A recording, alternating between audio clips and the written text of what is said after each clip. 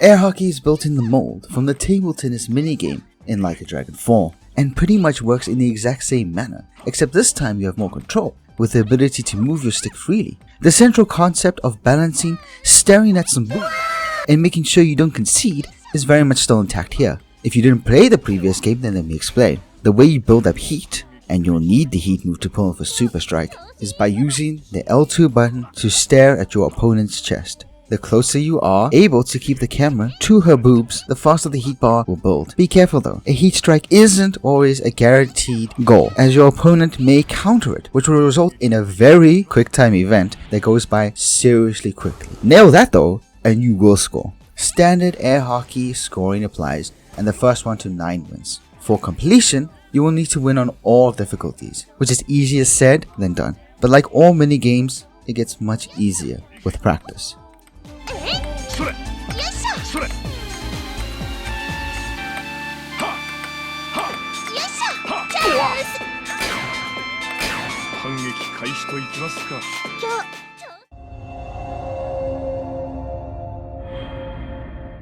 Darts makes its return here in Yakuza 5, and this is the last game in which the 2-stick control scheme applies. Basically, the left stick controls your aim, although you will have some sway, even more if you are drunk, and the right stick controls the speed at which you throw the dart once you pull it back. Now there is a trick to getting the dart where you want it to go. Make sure your aim is correct, and slowly pull the right stick back what feels all the way, but in reality is around 3/4 of the way there. Let go so the stick returns to its position, and that will release the dart. You may need to play around with the range, but once you get it, smooth sailing from there on out.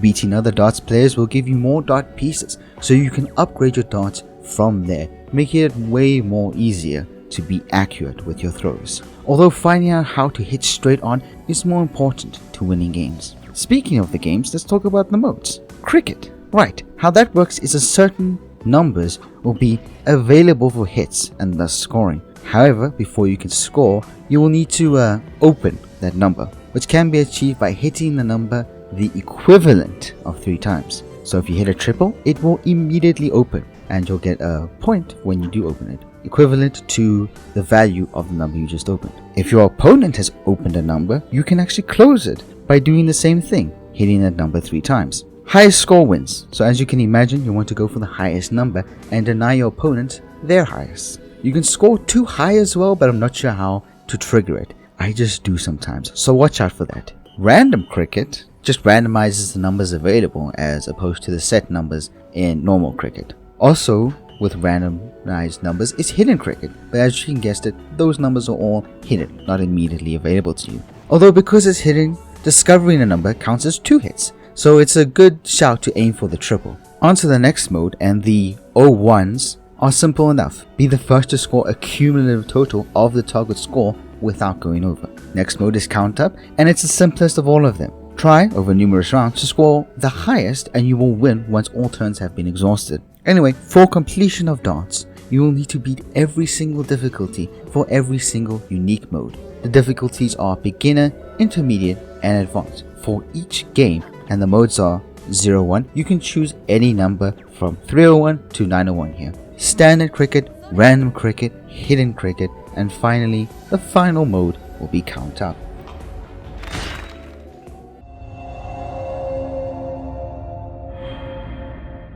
Pool returns in the remastered collection, and you know what that means? The broken stick sensitivity for the remastered version. It sucks, but following this video by this kind YouTube user who keeps changing their name, you can see how using a pen will keep you straight as an arrow. It's not an ideal way to go about it, but it works, and certainly beats the time I spent 6 hours straight just to check off the pool in the completion list for Yakuza 3. This time there are 4 versions of pool you can play, as well as puzzle pool. 9 ball. Try and sink the 9 ball in before your opponent, but you may only aim for the lowest number in play. At the start that would obviously be the 1 ball.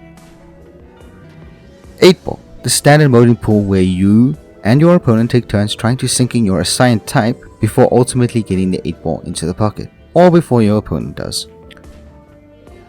Rotation. Possibly the most difficult of all the pool modes, rotation is made and is a mode of points and momentum. The objective is to score the highest amount of points, with each ball being worth its corresponding number. So, doing the little math here, we can see that the first person to 61 wins. Ground rules. you have to sink the lowest numbered ball in play. Any additional balls that sink count as well, and you keep going if you sink the target ball. As you can imagine, if you get a string of sinks going, you can really end the game quickly. But on the flip side, considering the latter targets all have high value numbers, a late match run from your opponent can be really frustrating, especially on the higher difficulties.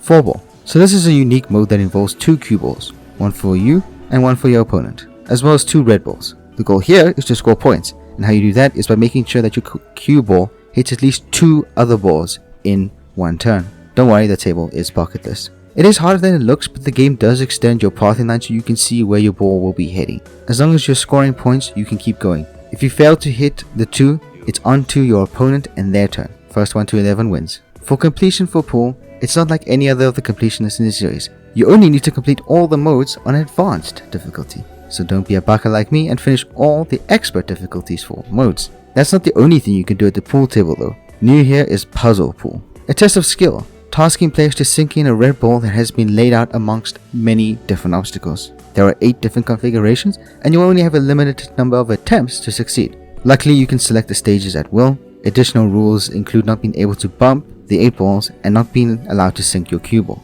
The Cyrix Z guide will see you through each one, and there are tons of videos on YouTube that you can seek if you need a visual clue. Needless to say, finishing all 8 stages is required for completion.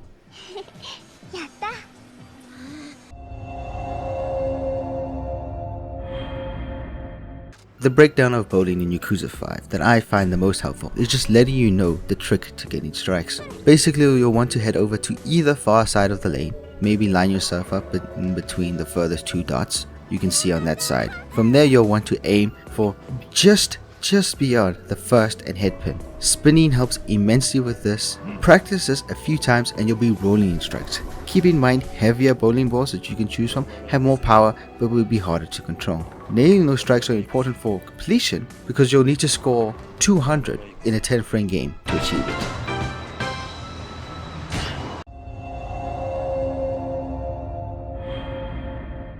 Is there a better selection of jams in karaoke than this game? Such classic Machine Gun Kiss, Rouge of Love, and my favorite, Kamurocho Lullaby, all return, and of course the infamous Baka Mitai debuted here, Akiyama's version being the best. Oh yeah, everyone gets a shot at singing this time, even if some songs are limited to certain characters. You'll get access to all 3 Princess League songs once you perform them on stage, so make sure you do that, and don't say no to a certain deal in the story later on. Karaoke is a simple rhythm game where you have to match the prompts with inputs. If you see a long strip of blue, you have to hold in the button, and if it's pink, you have to rapid press, but it tells you that anyway.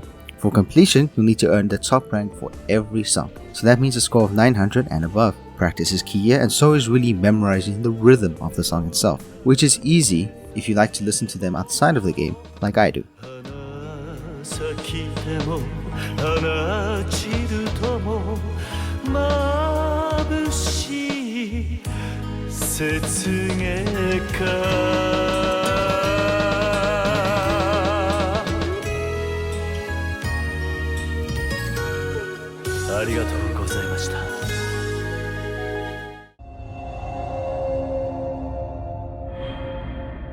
Cee-Lo is a gambling hall dice game in which you aim to roll the highest number compared to your opponents. The trick is that in order to score, you'll need 2 of the dice to have matching numbers, with the 3rd die then being the score. There are, however, a special combination of rolls that have their own certain effects. Let's go through them now. A triple, this will net you an automatic win and 3 times your bet as well. 1, 1, 1. Same as a triple, but this time it will be 5 times your bet. 1, 2, 3. Unlucky, this will be an automatic loss and will be twice your bet as well. 4, 5, 6. An automatic win. This will be twice your bet. 6, 3, 4. Musashi. This will grant you a score of 6. All odds, which on a dice without getting a double or a triple, would be 1, 3, 5. The score will be 3 unless you are second or the 3rd roller, in which case your roll will be the same amount as the player before you. And all evens, which on a dice without getting double or triple would be 2, 4, 6. The score will be 4 unless you're first or second roller, in which case your dice roll will be the same as the player after you. For completion, you'll need to get a cumulative 20,000 gambling hall tags. Your losses won't factor in. Cheat items factors in here and honestly all over the gambling games, Western and Japanese in this game, though all ones charm will net you those triple ones, The Tripsyokan will get you some triples. The 1-2-3 gum will cause your opponents to roll 1-2-3 loss hand. Use this while you're the banker. And the final item is the Piss Mountain Stone, which will cause your opponent to miss the pot, which is failing to land all the dice in the ball, and that's an automatic loss for them. I'm sure any series veteran knows the guessing game that is Cho-Han, considering its introduction in Yakuza 1, Kiwami's story. Anyway, this is a simple guessing game about placing bets on the outcome of a dice roll, and if the total number will be even, Cho, or odd, Han. You'll be betting along a number of players, and, as expected, the less bets proportional against the amount you chose, the more payback can be expected. If you keep winning, the max bet amount will increase, and more options to bet will appear, such as being able to guess the number that will appear on the die. Also, the house will offer to take you on directly for higher stakes, which of course is way more risky, so proceed with caution. The cheat items available here are as follows. The lopsided cigarette causes everyone to bet on one side, useful if you go for the opposite option and win, although it doesn't guarantee the outcome, just the way the bets will go. The second item is the even Goro's beads, which quite simply guarantees the next roll to be even. And the third item is the all ones charm, which guarantees the next roll will be snake eyes. Or if you don't know what that means both die will be landing on the number 1. For completion, you'll need to add a cumulative total of 20,000 gambling hall tax. Your losses won't factor in.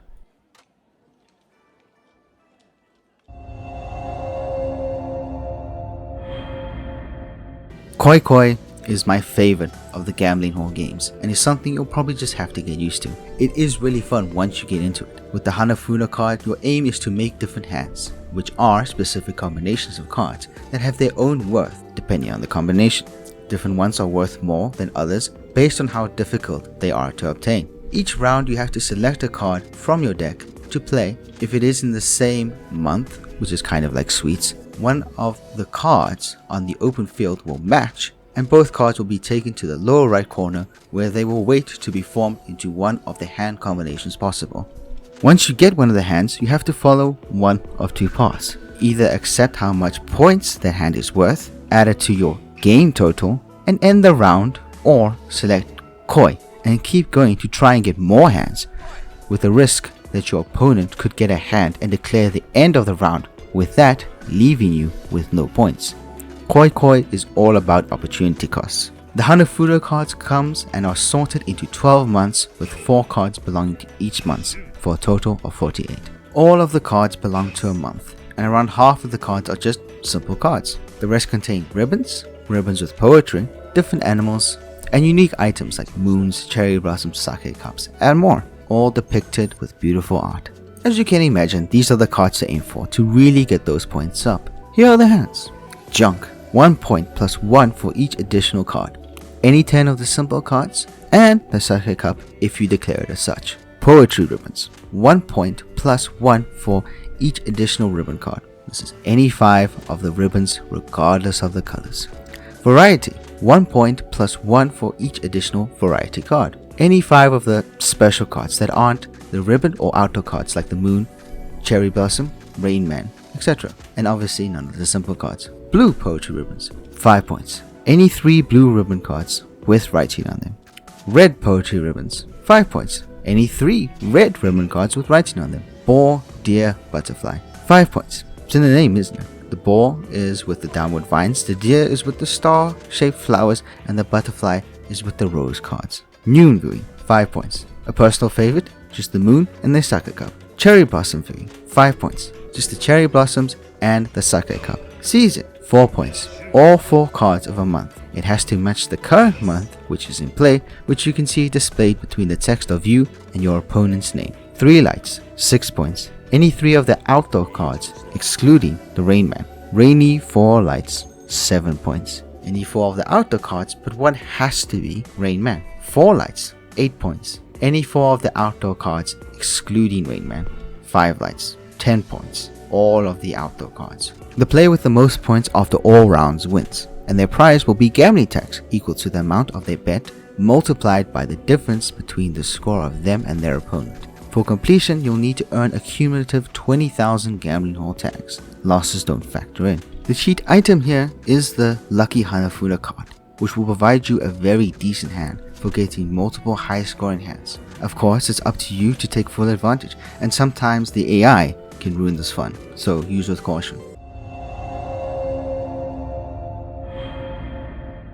This is the gambling hall's answer to Baccarat, in that once you collect all your cards, only the ones digit of your cards will count. Example, if your cards add up to 17, your score will be 7. And if your cards add up to 10, your score will be 0. Rough. You can play with 2 different types of cards, but either way the number values of the cards will be displayed, so it doesn't matter either way, although I suggest sticking with the Hanafuna cards as the others are a bit dull. On to how to actually play. You will either be the banker with your cards at the top left, or player with your cards in one of the columns of your choosing, once it's your turn to choose of course. Let's go over the player first. Once you choose your column, in which you will have one card already present, you will receive another card. From there you'll have a choice, either showdown against the banker or draw one more card before them. Highest score between you and the banker wins, besides a few special hands that I'll break down later, so make sure to consider the possibilities before proceeding. Banker's perspective now, you will receive one card on top of the one you already have in play. From there you can choose to receive one more card. You will now face off against all other players. Highest score wins, bar some exceptions. So for both positions you'll want to be as close to 9 as possible, unless you'll want to use the third card tactically. Now onto those special hands.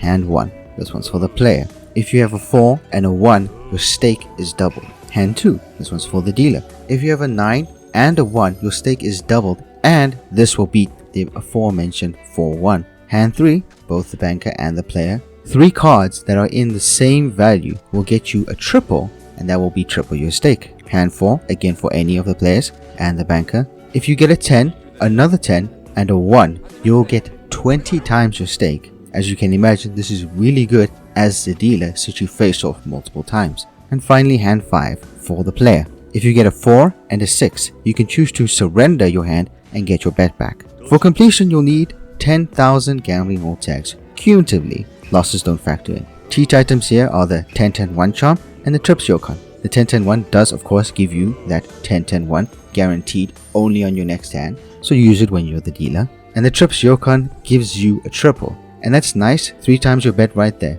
if it manages to fall your way.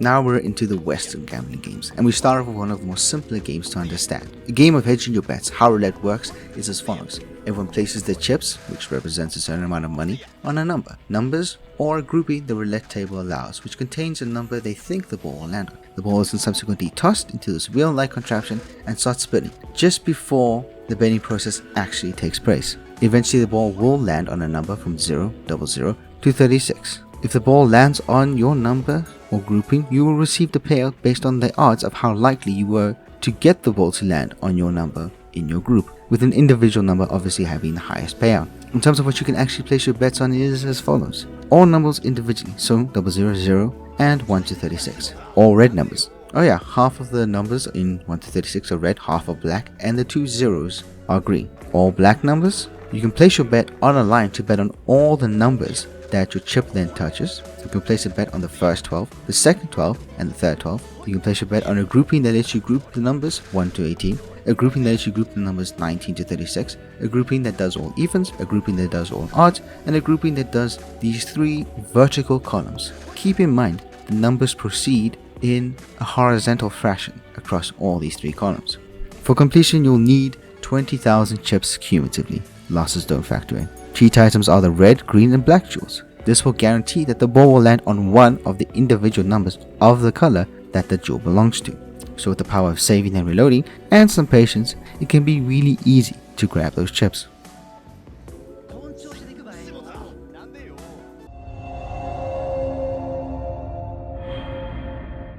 Probably the most popular Western game is next. Poker is available here in 3 variants, although you'll probably want to go for the most popular variant, Texas Hold'em. How it works is every player is dealt 2 cards and then betting commences. The player designated the small blind has to place a bet of the least minimum amount value determined.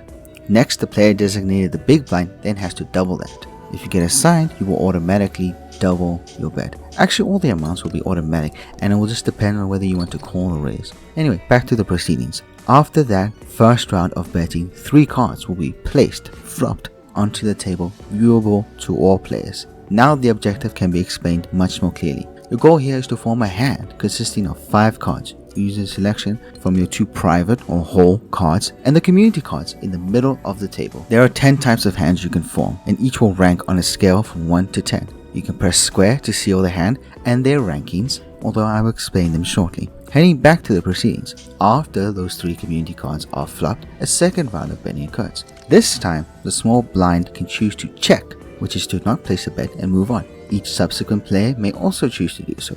However, if another player places a bet, each other player must match it, named a call, when it comes to their turn again, or go beyond it, a raise, or be forced to fold. Folding is to fold your cards down, sacrifice your bet, and leave the further turns of the round.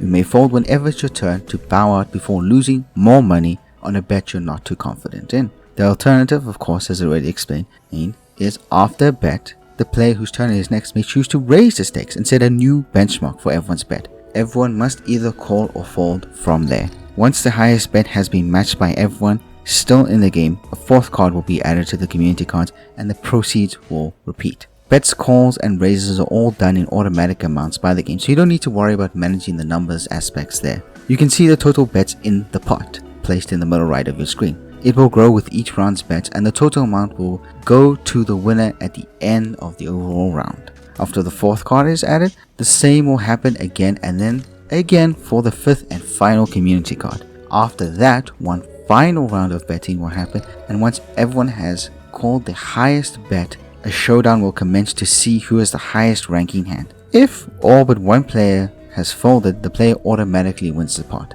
Needless to say, this can happen at any stage. In the case of an equal ranking hands, the pot is split equally between the 2 players with those hands, but most of the time it goes to one person with the highest ranking hands. Onto the 10 hands, in order from rank 10 to rank 1, with rank 1 being the highest rank and 10 being the lowest. Hand 10, a simple mix of cards with no particular pattern except the presence of a high value card, which includes the ace as the highest value. Hand 9, a hand with 1 pair of matching value cards such as 2 aces or 2 nines, etc. Hand 8, a hand with 2 pairs of matching value cards such as 2 aces as well as 2 nines, or any possible other combinations of 2 pairs.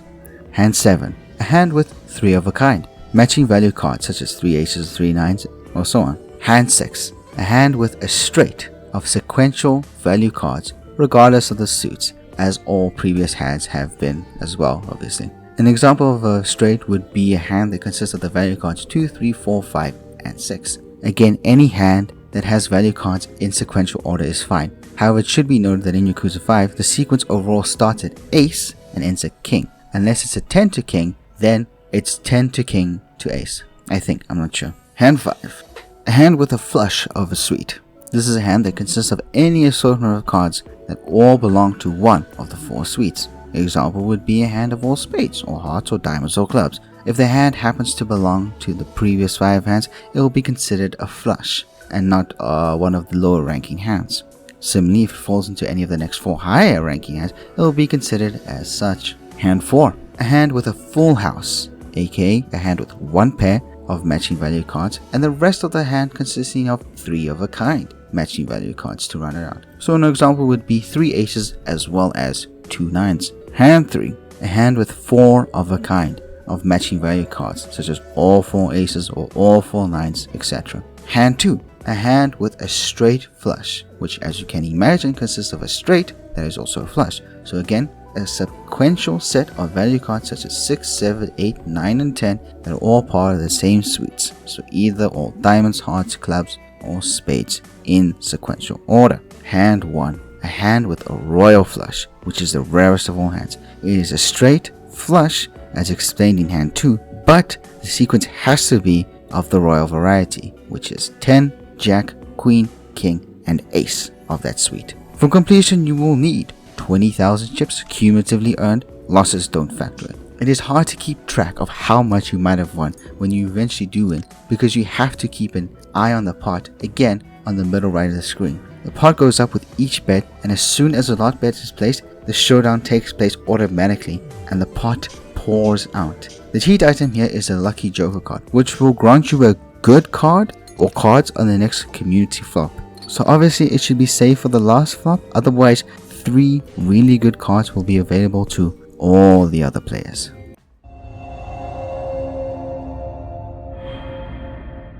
One of the most ubiquitous games in any Western casino, Blackjack is back in the underground casinos around Japan. The goal here is to get to 21 or as close to it without going over it or going bust. At the start of the round, each player is dealt 2 cards while the banker is given 1 card face up and another face down. At this stage, if you get an ace and a card representing 10, you've achieved Blackjack, and the reward for getting it at this stage is 2.5 times your bet, an increase from the standard twice your bet for a normal win. Barring that, we have 2 options. Mostly, we'll get into the unique situations after this. Those 2 options either being to hit, which is to draw another card, or stand, which is to keep your current hand. The rounds keep going until you or the dealer reaches or goes over 21. The dealer has rules for how they must play. If they are below 17, they must draw. If they have 17 or more, they must stand. Now for the special circumstances. On the first turn only, you can double down, which, as you can imagine, is being able to double your bet, but only take 1 more card. The next special scenario is when you draw a pair. From there, you can choose to split your hand. That is having 2 hands, now with the base for each hand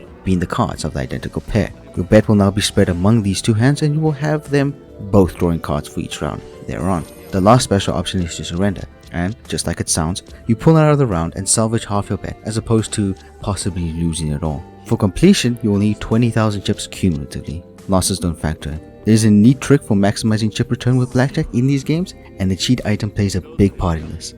See this from the guide. Also, if the dealer declares you on a roll, he'll throw out a high stakes game where you'll bet 5 times the normal bet. If you win, you'll get 3 times the bet. If you double down, you'll get 6 times the bet, and if you blackjack instantly, you'll get 15 times. So save first before you attempt this. It's important because the first item you're going to use here is the bust amulet, which causes the dealer to bust for 5 rounds. The trouble here, obviously, is that even though they will bust, eventually you could end up busting before them. So in that situation, you'll probably just want to go and reload and try again. The Blackjack amulet is way more reliable, as it'll give you Blackjack for 5 rounds. However, the dealer could get it on the initial draw as well, just like you, and all that will happen is you'll get your bet. No good for trying to maximize winnings. So just save before attempting the following strategy. Pay the bust amulet and bet the max every time. After the notification tells you the effect is worn off, you should be rolling high in terms of bets. Now is the time for the Blackjack amulet. Bet the max every time here for 5 rounds as the Blackjack keep rolling in. This is one of the best ways to easily get the completion metric plus a whole bunch of chips, which can be exchanged for a large amount of high value items, which can be helpful in dealing with the more expensive aspects of completion.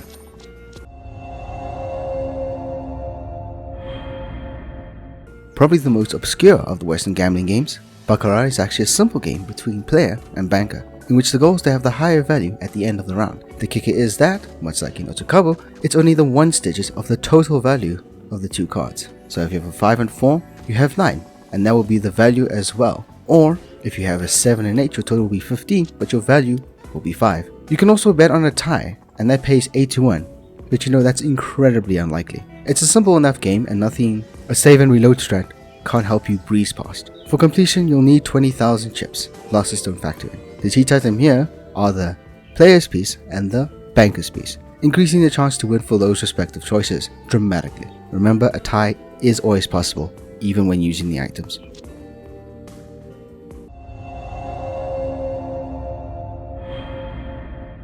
A staple for the Yakuza series, and sort of an unofficial poster child of the minigames for this series, the UFO Catcher is actually what they call the crane game in Japan. It's as simple as it looks. Hover the claw over the prize you want, and let the machine automatically pick it up. Now, you just have to hope that the grip strength and positioning is good enough to see the prize getting carried all the way to the opening at the edge of the machine. When it comes to actually controlling the machine, this happens in 2 turns. First for a left to right slide, and one for a front to back slide across. Each time to do this, you hold down the X button until you're satisfied with the positioning and let the machine take its course. Unironically here, a roulette is very good for seeing where the position might end up being. New to Yakuza 5 is the addition of the rod variation. Instead of a claw picking up the prizes, it's replaced by a long rod meant to be aimed for a small hole that, if it goes through, will push a glass plane the prizes on and drop it to dispense it to the hole below. The guide will show you all the locations of all the prizes you can find, and you can track your progress in-game by consulting with the completion list there. Once you complete that list, you will have completion.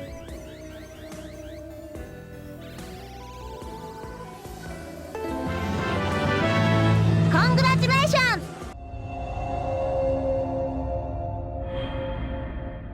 Buxellos and its sequels are very much gone from the 2012 Sega in-game arcades, but in their place and very much in their same style is Gunrhein. You are still an invincible ship, but this time your goal isn't to destroy more alien ships. Well, not only to destroy more alien ships, but to protect your base of hexagons. Lose your entire base before some of them are restored at the end of a round, and it's game over. Your weapons this time around are placeable laser beam cannons that continuously shoot a beam, and the neat thing is that they'll keep going as long as they're tearing through enemies. On the other side of that, if they go a while for without hitting enemies, they'll disappear back into your inventory. As you can probably pass already, this turns the game into a tower defense of sorts, and it can get pretty intense the more rounds and eventually stages you clear. Going more in depth, if the streams of two beams cross, they'll deflect each other in new directions, so use that to your advantage. It might take a few rounds of recognizing the patterns of the enemies, but practice should help make each round easier. It is really just repeat until you get the gist of the gameplay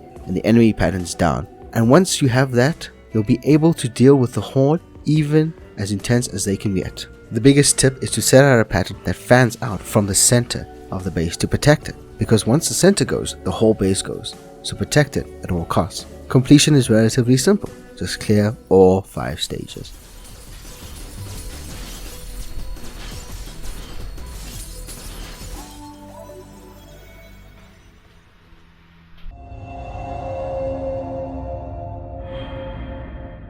One of the greatest things about the later Yakuza games is that full and old Sega arcade games are available in the in-game arcades around the virtual Japan RGG has created. The premier example of this is Virtua Fighter 2. The fighting game's path consists of 10 matches in which rounds are determined by the best of 5 rule. This is a whole ass game within the game here, so I can't really give any tips on how to dominate it without going fully in depth. However, what I can point out is that the DualShock or DualSense is not the same as the gamepad found on an arcade machine. In this comes new opportunities to have an easier time with the game. With this, multiple button inputs can be assigned to one button and is by default. You can rebind the controls too, which I always do, assigning the punches to square, kicks to triangle, and the grab, which is multiple button inputs, usually defaulted to L1, to circle. Anyway, what I don't change is the L2 input. That maps multiple inputs, punch, kick, and guard at the same time onto it. And this is extremely useful, particularly with Jeffrey. This move basically sees him throw his entire large frame and backside towards his opponent, and if spammed, can be used to push them fairly quickly out of the ring. Now, you can't just spam it against every opponent, at least not in succession. Sometimes you need to bait them to the edge and make your way around them by jumping over them, dodging forwards or backwards instead of left or right.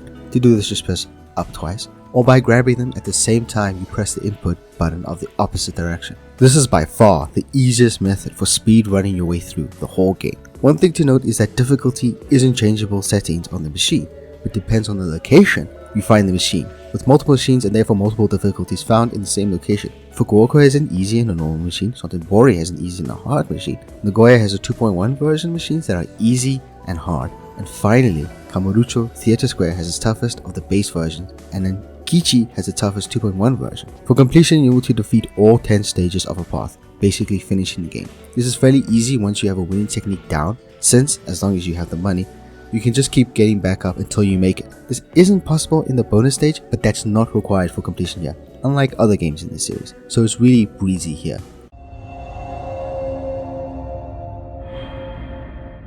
Pachinko is one of Japan's most popular pastimes, and one that the hyper anti-gambling government turns their usually stringent eyes away from. Through a series of backdoor procedures is one of the ways Japanese citizens IRL can actually gamble, although not technically. Anyway, the actual game is difficult to get your head around. Alright, it's difficult to get my head around, but luckily I have managed to pass out one of the machines out. Just enough, and that is the Virtua Fighter themed machine. First, the basics. Think of the machine as a virtual slot machine with extra steps. Extra step 1 is that if you even want to take a spin of the virtual slots, you have to get one of the ball bearings into this module, which is on the vertical line straight in the middle of the screen and on the horizontal lines about 2/3 of the way down on the machine, just under the screen that plays the visuals. Every time you score a ball in the slot, you will see the amount of balls increase. But of course, you're using those balls to try and achieve this, so you'll see it go up most likely for a short period of time. Once that's done, now you can try your spins at the slots, which are automatic. The machine does them for you. but you're trying these spins in order to try and get 3 of the same number, just like, a slot machine. Anyway, remember, it's a virtual slot machine, so it decides when the numbers will match to 3 in a row, resulting in a jackpot.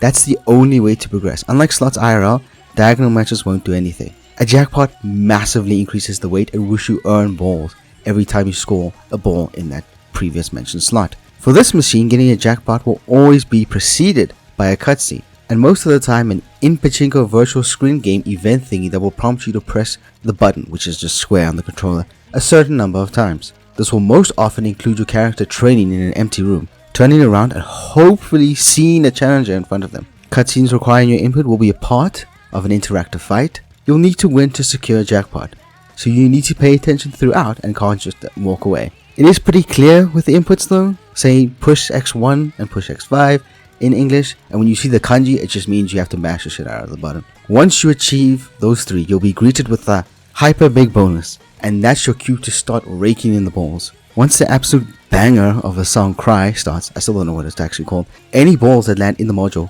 won't give you any spins, but it will instead return a big bonus number of balls. Once the song ends, balls in the module will go back to giving you spin attempts, automatic spins, remember. However, once you score a jackpot, your chances of scoring another one relatively soon are increased exponentially. Again, because this is a virtual slot machine of sorts. Keep watching for those fight scenes, spamming the button at the right time. Keep in mind you can fail it, and sometimes the game can fail you despite you doing what's right. That's always the worst. And then start raking in that hyper big bonus. For completion, you will need to finish with 7,777 more balls than what you started with within a single session. So remember to do the maths at what that would be. The first jackpot can take forever and is something I have never achieved. No, what you'll need is the get rich quick charm that guarantees a jackpot on your first spin. From there, the machine gives you a greater chance of jackpots as discussed before for some reason. Anyway, you can find this charm in Kamurocho in the coin locker scene 2. The key to which is near the Popo on Nankichi Alley, remember alley not street, to the east of the store.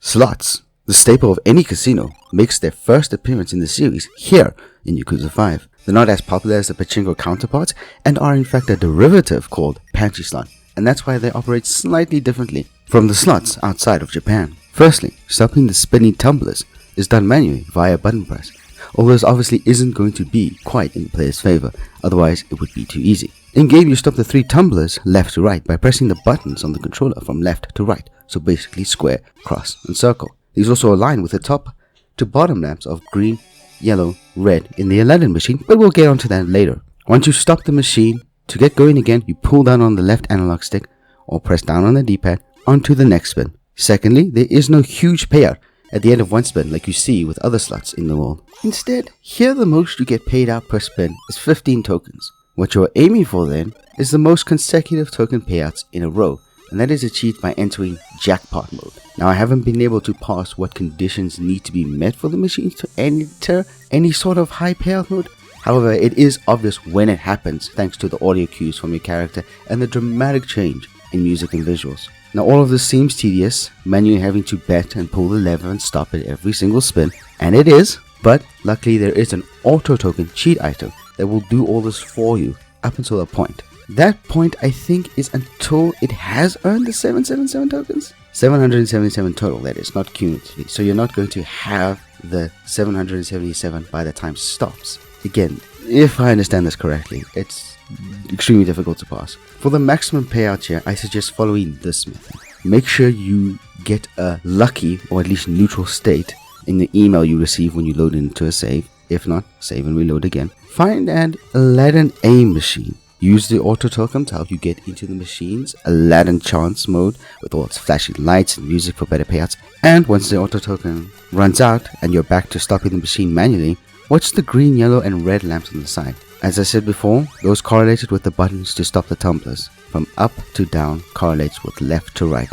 Anyway, watch the pattern at which they light up and press the corresponding buttons when stopping the slots. These should give you results with a higher chance of payouts and possibilities of entering Aladdin chance mode once more. For completion, you'll need to earn 777 tokens more than what you started with. I still don't really have a solid grasp on how exactly the slots work, and I relied heavily on the guide here, as well as other inputs letting me know that the lamps and stopping of the tumblers in order and that trick. I will link a video that shows you what helped me to get a more visual example. The video is great to see what is happening, and the description below helped me to understand what could be done to achieve completion.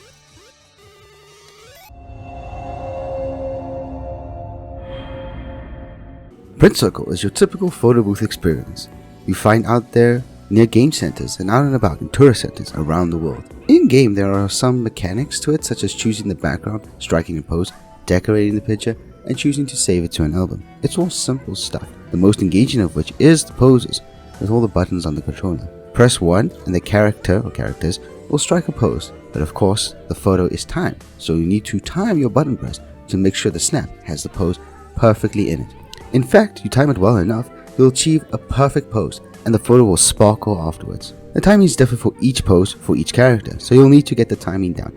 It's easy to pass, especially after a few attempts. For completion, you'll need each character to have a photograph snapped in their unique poses, so 20 overall, 4 for each of the 5 characters. The backgrounds are irrelevant and you don't need to save the photos, however, they do need to be sparkly perfect poses. Also, if you're going for the trophy local framer, you will need the background exclusive to the cities you find yourself in, so I suggest getting each character's poses done in their city as you progress through the game. They are usually found in arcades or bowling alleys around town.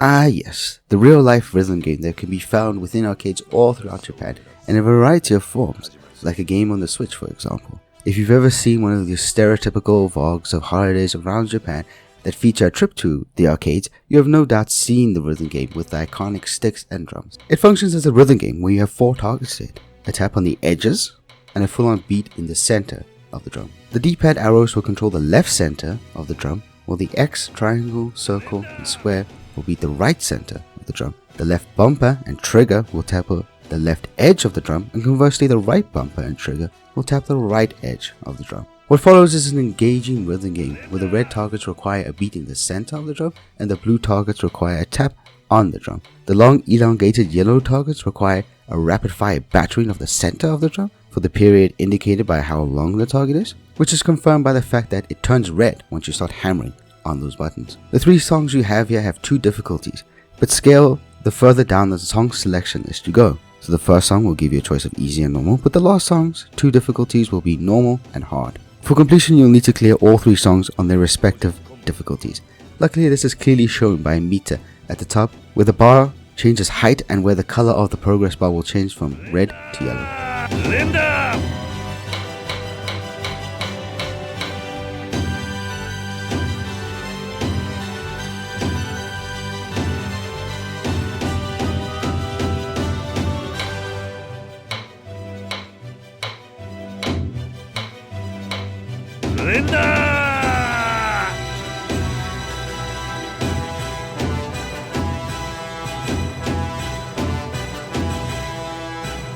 Cochin Combo.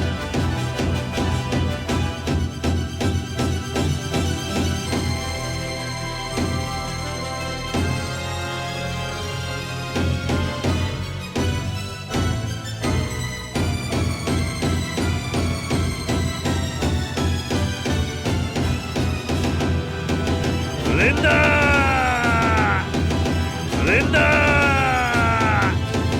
Linda!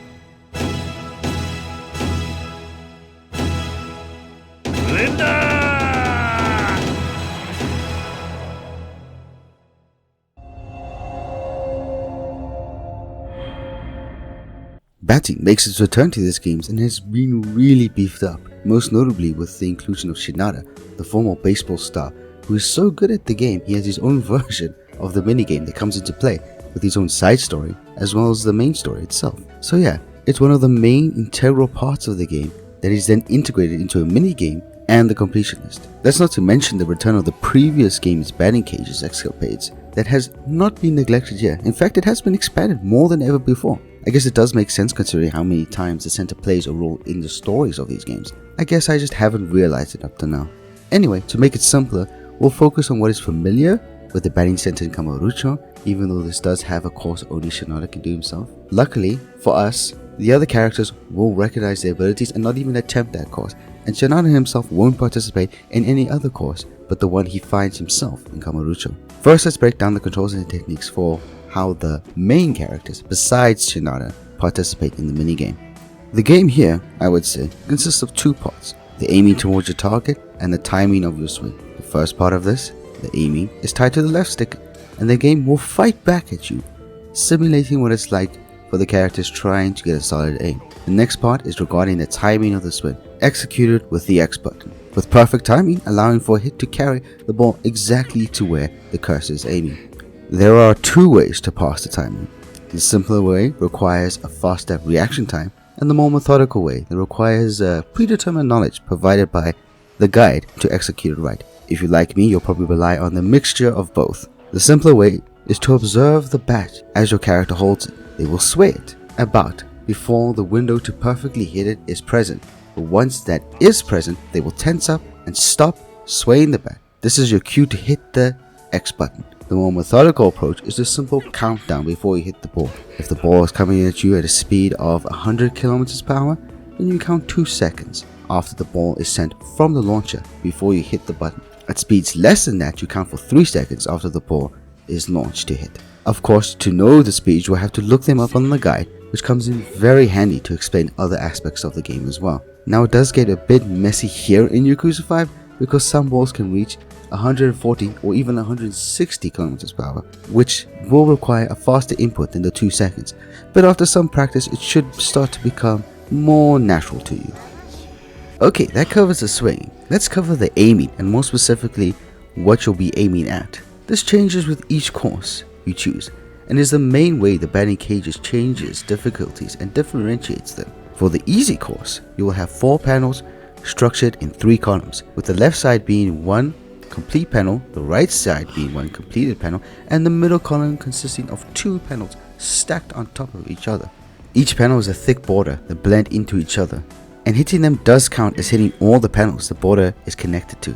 Hitting a panel counts as 90 points, and obviously if you manage to hit the border between 3 of the panels at the same time, you will score a cool 270 points. Once you clear all 4 panels, a little traditional style target with a stick will pop up from behind the panels for 1 turn only. Scoring a hit on that will net you 400 points. To get the S rank on this course, you will need 1500 points or beyond, so hitting a panel every pitch and the bonus target is a necessity. This is a clever way the game teaches you that multi-panel hitting is an optimal strategy to go for. For the normal course, you have 5 panels in the shape of a cross, with 1 central panel and 4 additional banners sharing a border with each of its sides. It's pretty much the same as the easy course with more difficult pitches, and an S rank score of 1900 or above. The strategy here is to aim for the multi-hit between the central panel and one of the others, then clear the rest of the other 3 panels, and then finally to hit that bonus target. The next course is different and shows the variation RGG put into the standard batting minigame here.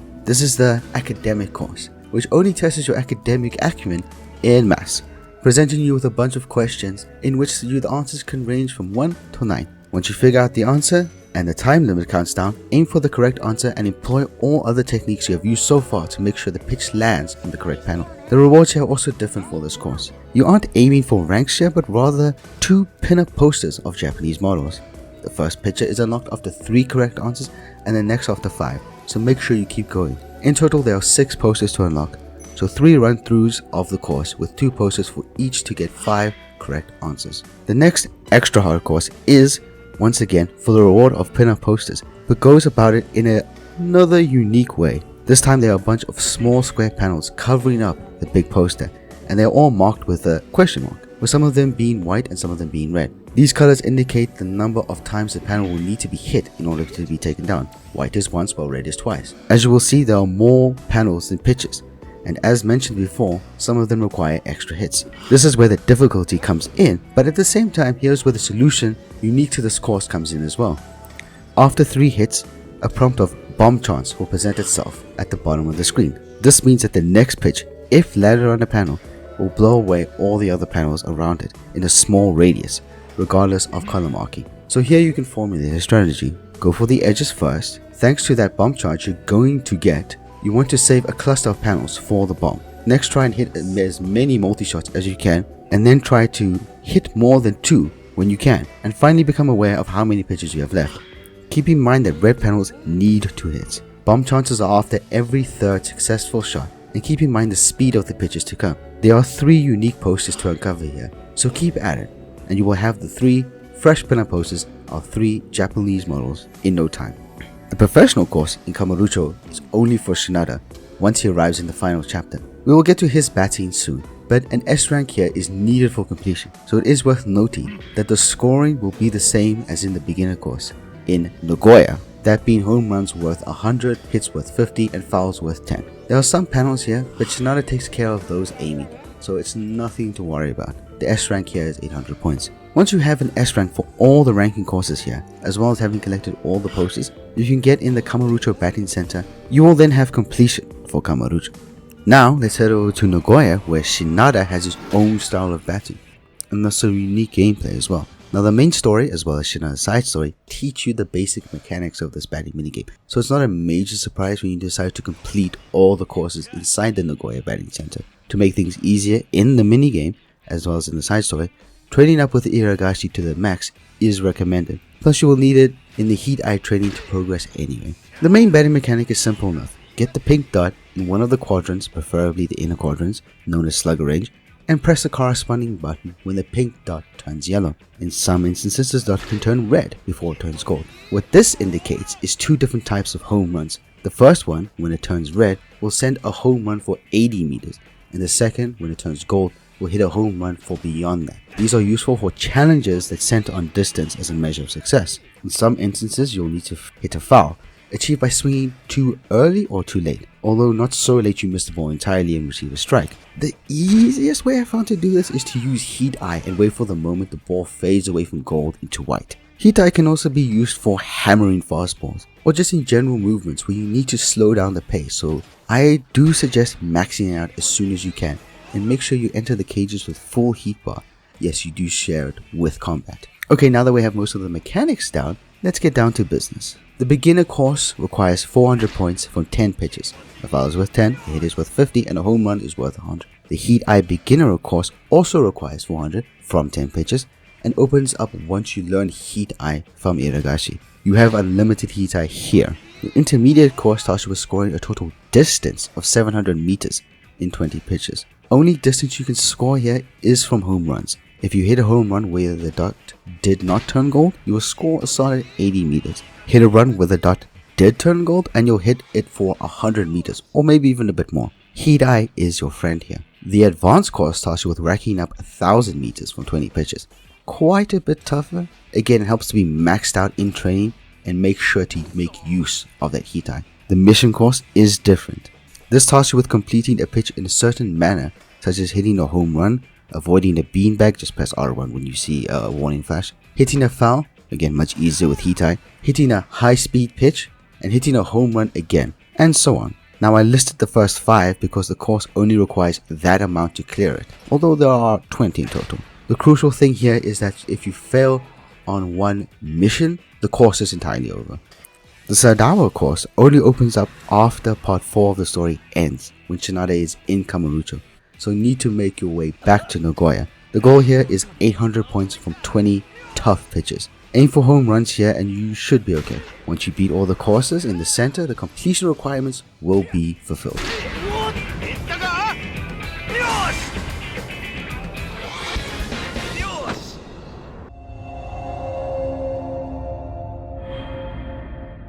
The traditional golf course from the previous 2 entries is gone here in Yakuza 5 and is instead replaced by a fun driving range packed tightly in the middle of the bright lights and hustle and bustle of Somtenbori. How you play is similar to most golf video games, certainly all the ones I've played in my lifetime. You press the swing button to start up your swing. From there, a marker will move up along the curved power meter, and you press the swing once more to stop this marker along the meter to determine how much power you wish to proceed with. The higher points up the meter obviously represent a higher amount of power. Once this has been done, the marker will start to move in the opposite direction, and now your target becomes a small area, a marker in red at the bottom of the meter. Stop the marker in this area and your shot will be dead on. Miss and the shot will deviate, and deviate more depending on how far from the area you stopped. The goal here for all courses is to score a particular number of points, and it is done in two ways. The first and most obvious way is the big numbered target boards at the back of the range. The second, more subtle way is to land the ball close enough to a flagpole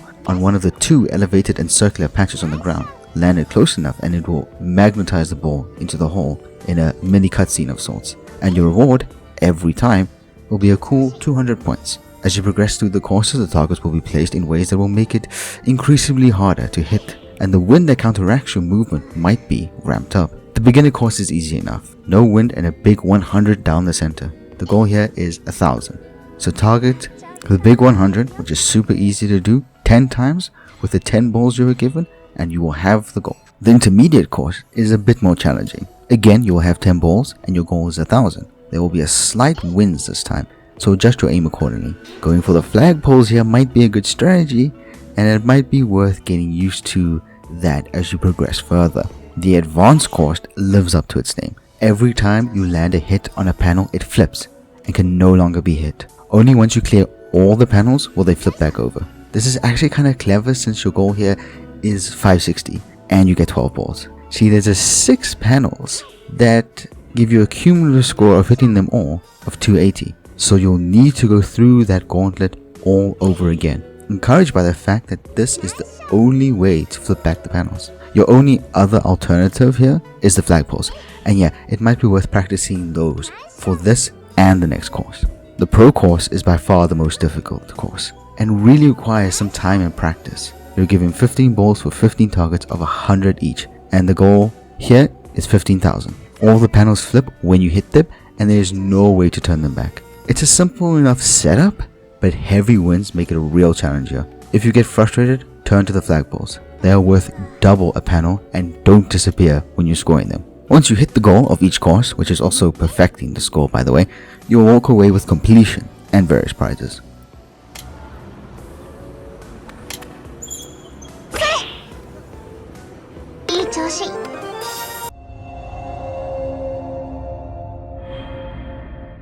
For the first time in the mainline series, fishing can take place in the quiet rivers or ponds of Japan, while still being available out in the rough open seas. These can essentially be described as two different minigames, but the goal ultimately is the same: to catch every little thing that lurks in the waters with your trusty pole, wire, and bait. We will cover river fishing first. This is a relatively simple game where you cast your line into the water, wait for the thin bobber to head underwater, and then mash the cast button to catch the fish. The real trick here is using the correct bait. The guide has known successful baits, as well as areas and times of days to catch certain fish that may be missing from your roster. With the bait, you can see that it will correspond with the blue line shaded on the left hand side of the gauge on the right hand side of your screen. On the right hand side of that gauge, you'll notice the pink shaded area. This represents where the fish are, so logically you want to use bait that lines up with the blue area and pink area and make sure these match as much as possible. Like I mentioned before, catching all the river fish is just a matter of patience, luck, and having knowledge on where, when, and with which bait the fish will spawn, and the guide will have you covered in all of those aspects. Next, we move on to the seas of Japan with sea fishing. Sea fishing works very much like it did in Yakuza 3 and 4. This time you have more triggers for a higher level of control,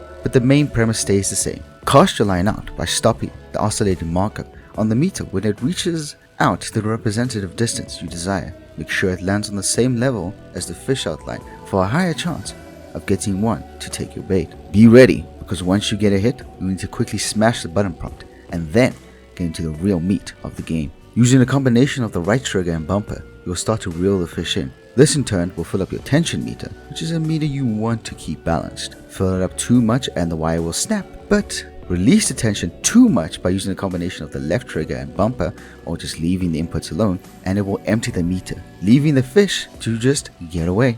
Be warned, the meter does not fill up at the same rate as certain jerks and pulls by the fish can raise or drop the tension at a pace that isn't the norm. The last real-time mechanic input you will be doing is using the left stick to follow the movements of the fish. If you match it as close as 1-to-1 as possible, the meter will most likely be unaffected, but fail to match its movement and the meter will rapidly fill, mimicking the real sensation of tension in the wire. The further out, the more aggressive the fish is, the more difficult and longer it will take to reel them in. So, just like in real life, sea fishing is a game in patience as much as it is in knowledge. Knowledge on location, time, bait, and distance to be caught that can, luckily, all be found in the guide. For completion, you'll need to travel Japan as pretty much every character and take quite a few moments to fish, either in the serene rivers or out in the rough wharfs of the city to capture every single fish found in the game, and that is going to mean a whole lot of duplicate catches. I hope you like your giant crabs. This is one minigame I suggest taking along with your journey through the main and side stories, as to break up some of its monotony that comes with trying to capture such a wide array of fish.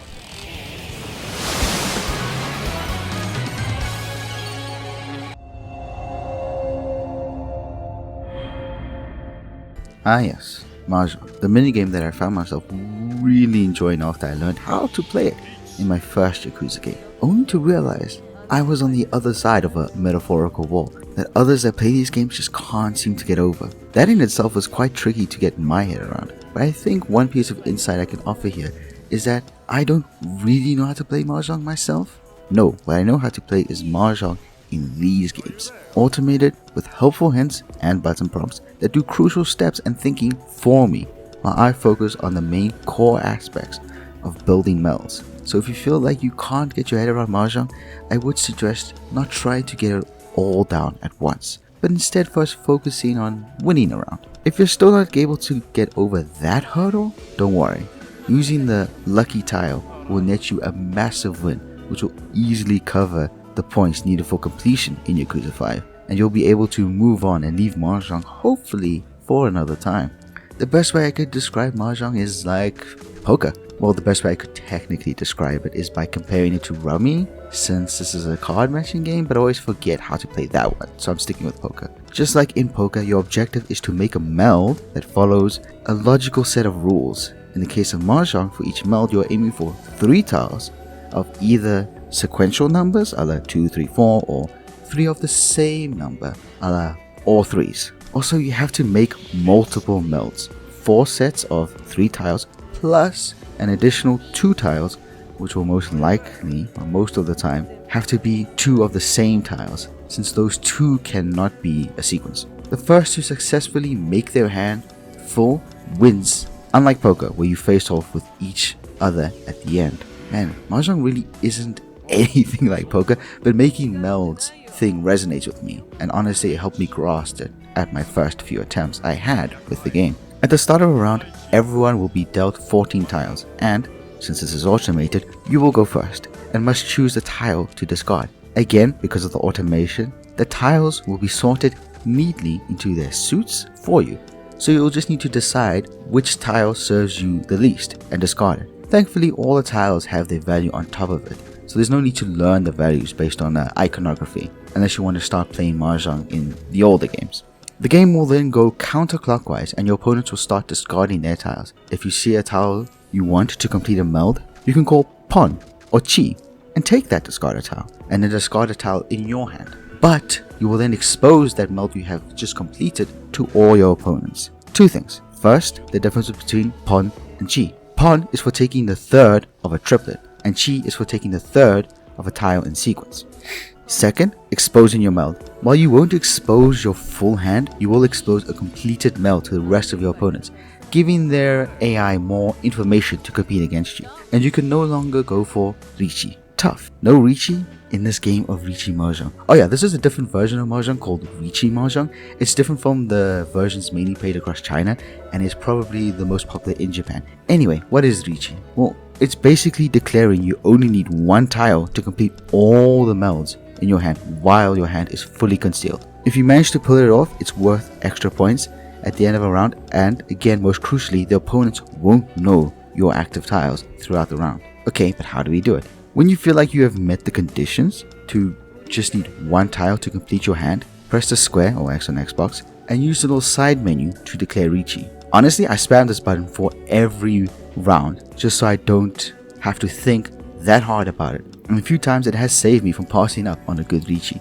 Anyway, once you win a round, you get assigned a number of points based on how rare it is to build the hand that you were able to create. There are a bunch of bonuses and passive score enhancers based on seating positions and discarded tiles, but I only started to fully understand those deep into my experience with Mahjong in these games, so I wouldn't worry about them at the start. The main thing I would like to bring up with the points is where they come from, because there is actually a set amount of points distributed at the beginning of each game, and at the end of the round, those points are distributed to whoever won. There are two ways of distributing points, either taking them from everyone else at the table or taking them from one player. The way you would take it from one player is if you manage to take the last tile you needed from their last tile discarded. This is known as Ron. The other way to draw the tile needed is yourself. This is known as Sumo. And then when the points are redistributed from everyone, sometimes evenly, sometimes not. Again, I'm not sure why. I know how to play Mahjong in these games. That is fully automated for me. Those are basically a bunch of the basics. Once you get used to the game and start having fun with it, you can then use the in-game breakdown of different hands and winning values, and try and start aiming for those to score higher and higher points. I suggest trying for a straight as your first non-traditional win. The extra mechanics like Dora, Ura Dora, Dragon Tiles and such are much easier to understand once you have a solid grasp on the core of the game. For completion, you'll need to win an entire game with a score of at least 50,000. Also, this is prior to the Uma bonus, but I have no idea what that is. This one can be tough if you're actively pursuing it. Luckily, it is for a fixed amount of points and not relative, like get 10,000 more points than the second, etc. And most likely, if you're banking on 50,000 points, you're probably already winning. Like I mentioned before though, if you use the lucky tile cheat item, you will start the round with the tiles needed for the pure 13 orphans hand, which is the most ridiculous hand. Just enter Richi as soon as you start the game and your win will come soon, and it will be for a ludicrous amount of points that will easily win you the game and score you that completion.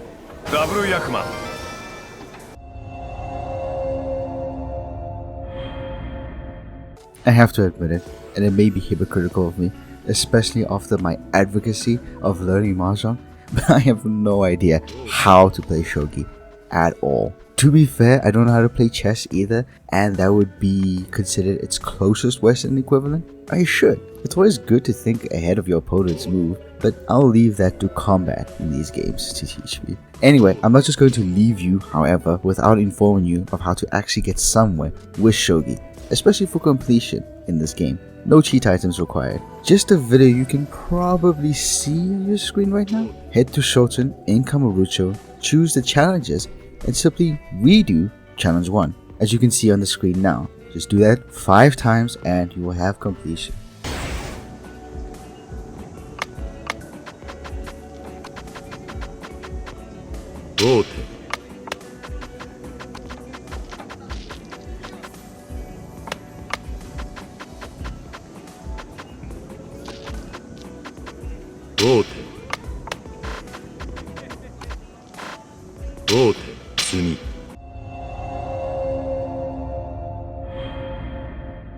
Okay, onto the final 4 minigames, and I've put them together because they are unique in that only one character can participate in them at one time. If you did the math there quickly, you would realize a character doesn't have an exclusive minigame. It's Akiyama. He can do a lot of things, and it's just nothing exclusive to him. First off is Shinada. Now I love the idea of this minigame, that being the Cochin Cup Classic, of racing chickens. And the main core of the game, of the minigame itself, being training and building up the best breed to eventually win all 4 race classes, which is what you'll need for completion. However, it just isn't fun. At least not as fun as what a style of minigame would become in like Yakuza 0 and Kiwami in the form of pocket circuit racing. You know the style, slowly building up your ideal machine chicken by balancing a bunch of variables while slowly upgrading their base stats. In both cases, you can usurp the core game by looking up a guide, but the difference between Pocket Circuit and the Cochin Cup is that following the guide to usurp the game is more fun than grinding the Cochin Cup. While I don't believe that this is the case for the Pocket Circuit, one tip I will give if you do want to follow the core minigame is that the frozen tuna you get for completing Akiyama's training as a completion bonus that you can collect at the convenience store is a great investment into your chickens, because, like with all completion bonuses, it will replenish once it has been in any way discarded.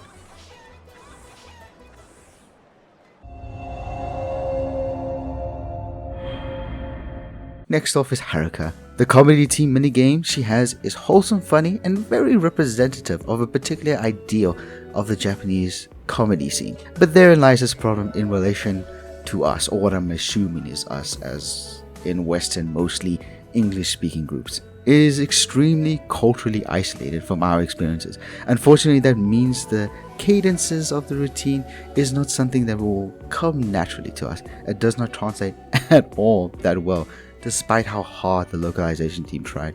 Yeah, the cadences is what the core of the minigame was built on all the way back in 2012, and would be almost impossible without a guide in the PS3 version, as the timing was meant to be left up to the intuition and understanding of Japanese comedy. Therefore, it's out of necessity more than anything else that you will need the guide here. Ultimately, for completion, you will just need to follow the prompt in rhythm for all three routines.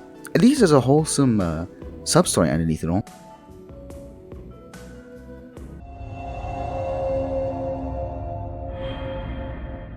Next off is Saejima and his Winter Combat. This is basically an incredibly jank snowball FPS.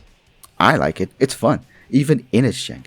It fits the theme of an annual snow festival, so I feel more immersed in it. If you don't play FPSs, this might take some getting used to, but I couldn't offer advice since that isn't a position I would come from. What I would say is that you have to make use of all the minigame's mechanics, so keep an eye on your snowball count, focus on dodging and weaving instead of pure hits, and make use of covers and rolls. This isn't a fast and frantic FPS like COD, it's more tactical, which I know is funny for how jank it is, but you will appreciate it more after realizing that. After all, it's just practice. Eventually you will learn how the AI moves and you'll become more adaptable and eventually win all 6 challenges, which you will need for completion.